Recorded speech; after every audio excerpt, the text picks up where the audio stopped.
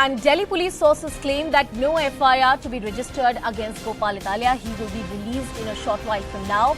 He is not even detained, just basic inquiry, as Delhi police received an official complaint from NCW. Nikhil Lakhwani is joining us on the broadcast and getting us more details on this entire story. Nikhil, tell us about this clarification coming in from the Delhi police.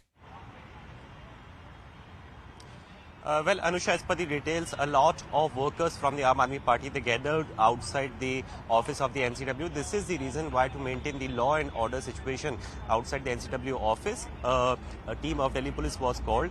This is the reason why we know, Anusha, we cannot say that he has been detained as well, because a short while back we were speaking to some of the highly placed sources in the Delhi police. They have been saying that they are also in no mood and there is no such situation as well to even file an official complaint against him. So just to maintain the law and order situation, he has been called in for the questioning, but to which location, this is also undisclosed, to prevent the other workers as well to gather outside that particular area, and also for unnecessary hype on this entire issue. So what we do know is that no FIR has been registered against him, and also he will be released in a short while from now. He was scheduled to leave for Gujarat this evening by flight, so we are assuming that by this evening he will be released, in fact in a very short while from now. But yes, the official complaint has been received by the NCW to the Delhi police officials. This is the reason why the examination of the same is being done by the Delhi police personnel. So far, in fact, he is under the what we can say, in the dekh of Delhi police, and in a short while from now he will be released from that as well. Back to you, Anusha. He will be released from the dekh of Delhi police very soon. He is not even detained. The Delhi police clarifying. We'll continue tracking that story. And right now, there's a press conference that Atishi, the Aam Aadmi Party leader, is holding. Let's cut across. Video सच्ची है। Gopal Italia ने कोई गुनाह किया है तो करती Gujarat police गिरफ्तार, लेकिन आज गुजरात में उनकी हिम्मत नहीं है गोपाल इटालिया को गिरफ्तार करने की, क्योंकि उनको पता है कि पूरा पाटीदार समाज गोपाल इटालिया के साथ खड़ा है और वो सड़कों पे उतर जाएगा अगर गुजरात में उन्होंने गोपाल इटालिया को छूने की हिम्मत करी।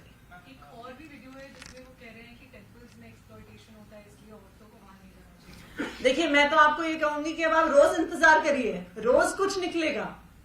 जब तक गुजरात चुनाव नहीं होता है, आम आदमी पार्टी के अलग अलग नेताओं के खिलाफ फर्जी आरोप, उनको अरेस्ट करना, उनको जेल में डालना, ये जब तक गुजरात चुनाव में वोट नहीं पड़ जाता, रोज रोज आपको ये खबरें मिलती रहेंगी, क्योंकि ये भारतीय जनता पार्टी का डर है।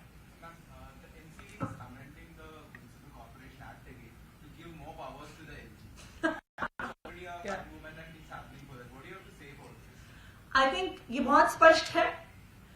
जब अप्रैल में एमसीडी का चुनाव होना था, तो भारतीय जनता पार्टी ने एमसीडी के एक्ट को अमेंड करके चुनाव को टाल दिया। उस एमसीडी एक्ट के अमेंडमेंट से कोई भी सब्सटैंटिव चेंज उस कानून में नहीं आया। इतने सालों से भारतीय जनता पार्टी कहती आई थी एमसीडी के पास पैसा नहीं है, हम केंद्र सरकार से पैसा करेंगे, हम फाइनेंसिंग करेंगे, उसका एक भी शब्द नहीं आया।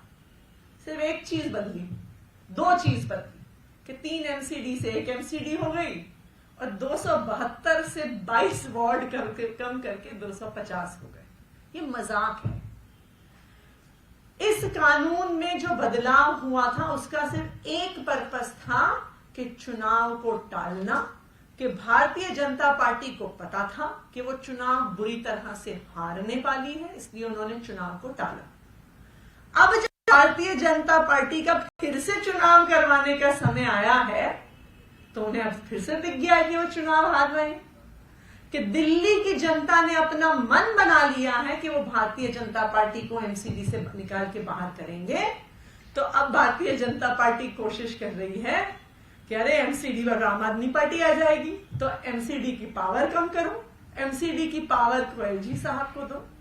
तो आज एमसीडी एक्ट के इस नए अमेंडमेंट से ये साबित हो गया है कि भारतीय जनता पार्टी ने एमसीडी में हथियार डाल दिए हैं।